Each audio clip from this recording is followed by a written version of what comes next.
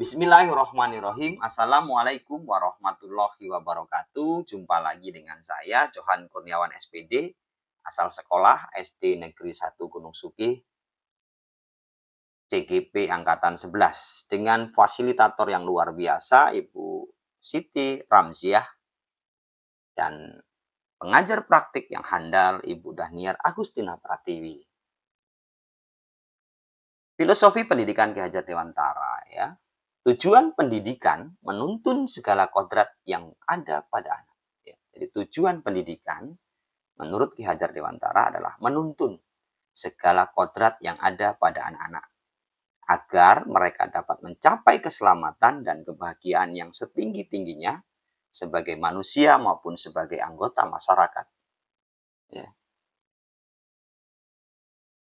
3 pokok dasar pemikiran Ki Hajar Dewantara dalam pendidikan.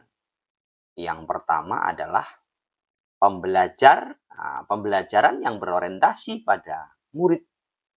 Ya, proses pembelajaran yang mendorong dan mengembangkan keaktifan murid, ya, keaktifan murid, kreativitas murid, ya, dalam pemahaman konsep maupun teori melalui berbagai aktivitas pengalaman pada berbagai lingkungan belajar, yaitu lingkungan di dalam sekolah dan di luar sekolah. Ya, jadi belajar itu tidak hanya fokus mencari informasi atau mencari pengalaman di sekolah saja, tapi juga di luar sekolah tentunya. Yang kedua, pendidikan atau pendidik menuntun kodrat anak. Ya, jadi kita selaku pendidik, guru ataupun tenaga administrasi di sekolah memiliki hak yang sama atau kewajiban yang sama untuk menjadi penuntun atau menuntun kodrat anak. Kodrat alam bahwa setiap anak sudah membawa sifat atau karakternya masing-masing. Jadi anak-anak itu datang ke sekolah itu sudah membawa karakter masing-masing. Ya, itu kodrat alamnya. Jadi pendidikan menuntun kodrat anak. Kodrat alam yang pertama, bahwa setiap anak sudah membawa sifat atau karakternya masing-masing. Sedangkan kodrat zaman berkaitan dengan isi dan irama sebagai guru. Ya.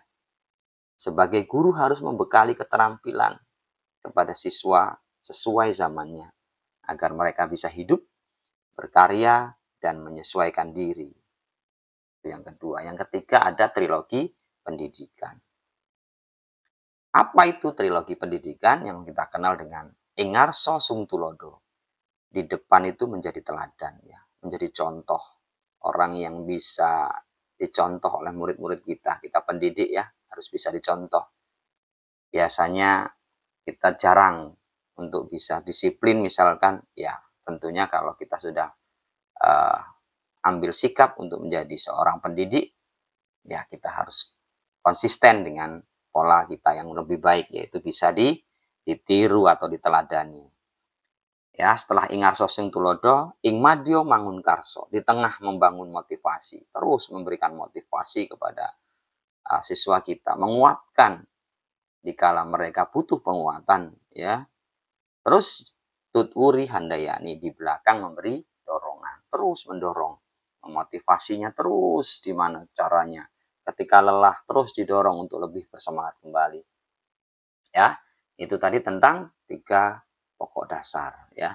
Selanjutnya strategi, ya. Strategi mewujudkannya seperti apa gitu ya. Strategi mewujudkan pemikiran Ki Hajar Dewantara, ya. Pendidikan yang berpihak pada murid tadi itu. Gimana? 1, melaksanakan pendidikan yang tidak hanya menekankan pada kognitif saja, tetapi juga afektif dan psikomotor. Yang kedua, melaksanakan pendidikan yang holistik dan seimbang dalam mengembangkan cipta, rasa, dan karsa murid. Ya. Yang ketiga, melaksanakan pendidikan, ya, pengajaran yang sesuai dengan konteks lingkungan alam dan zaman. Ya, ini penting sekali, ya. Zaman sekarang tidak bisa kita samakan dengan zaman dulu kalau kita masih anak-anak menjadi seorang pembelajar atau seorang murid, ya. Beda tentunya. Terus termasuk alamnya. alam di sini dengan alam di sekitar kita dulu saat SD, saat saat SMP atau pokoknya saat sekolah lah ya, itu sangat berbeda gitu ya. Tuh, jadi kita harus melaksanakan pendidikan dan pengajaran sesuai dengan konteks alam alam dan zamannya. Yang keempat, melaksanakan pendidikan dan pengajaran yang sesuai dengan konteks sosiokultural kultural murid ya. Jadi, kita melaksanakan pendidikan dan pengajaran yang sesuai dengan konteks sosiokultural murid kita. Jadi jangan berpedoman kepada murid orang lain, ya murid kita gitu kan. Yang kelima, melaksanakan pendidikan dan pengajaran sesuai dengan fase perkembangan murid berdasarkan usianya. Ya. Tentunya ini banyak sekali yang kita kadangkala lupa bahwasanya murid kita memang fasenya itu di fase mana gitu ya. Kita samakan misalkan di fase B, fase A gitu misalkan ya. Masih di fase A tapi kita paksakan harus seperti anak-anak yang sudah berfase C atau D gitu kan. Jadi ini agak repot nantinya gitu. Harapan kita terlalu tinggi untuk mereka, padahal mereka belum menjangkau dalam fase itu.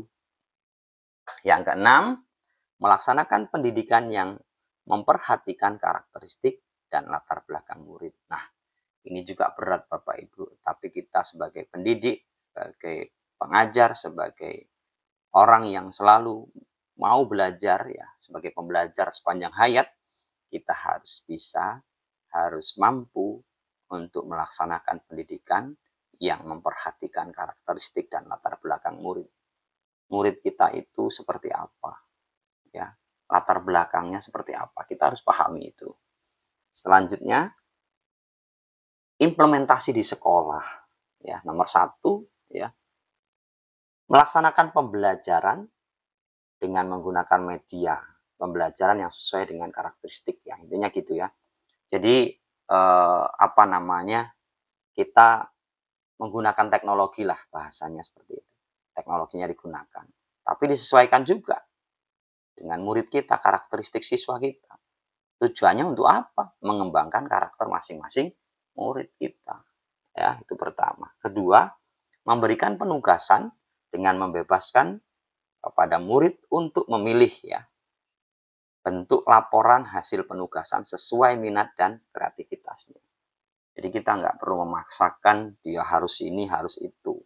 Tapi dicoba untuk membebaskan sesuai minat dan kreativitasnya. Yang ketiga, memberikan kesempatan kepada murid untuk berpendapat dalam kebebasan.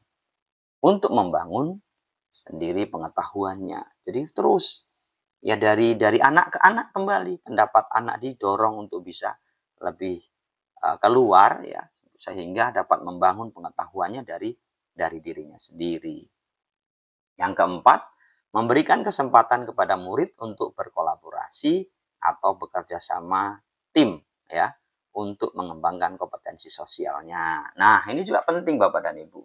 Bukan hanya melulu belajar di kelas, bukan melulu hanya materi membaca, menulis, berhitung atau apa ya yang sejenisnya, tapi juga pembelajaran untuk memiliki kompetensi secara sosial juga penting dilakukan, gitu kan?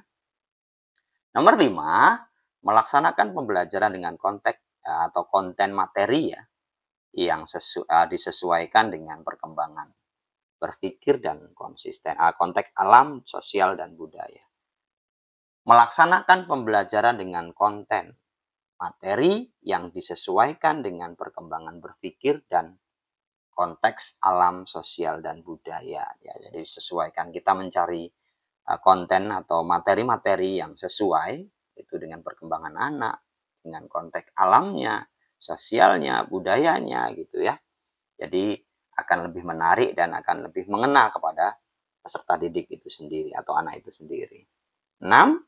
Memberikan kesempatan kepada murid untuk melakukan refleksi diri terhadap proses pembelajaran yang sudah dilakukan ya. Kita kadang-kala lupa. Sudah waktunya pulang ya sudah langsung pulang gitu. Kita tidak memberikan ruang kepada mereka untuk merefleksikan dirinya terhadap proses-proses pembelajaran yang sudah dilakukan. Ya, untuk itu ke depan ayo terus kita kembangkan hingga kita betul-betul menjadi seorang guru yang pembelajar dan seorang guru yang memang dinantikan oleh peserta didik kita di sekolah, ya. Dan implementasinya banyak ya, termasuk di sini ada digitalisasi, ada pendampingan, mendorong motivasi siswa dan lain sebagainya, kreativitas siswa dan sebagainya. Terima kasih, itu yang bisa saya sampaikan. Kurang dan lebihnya saya mohon maaf. Billahi taufik wal hidayah. Wassalamualaikum warahmatullahi wabarakatuh.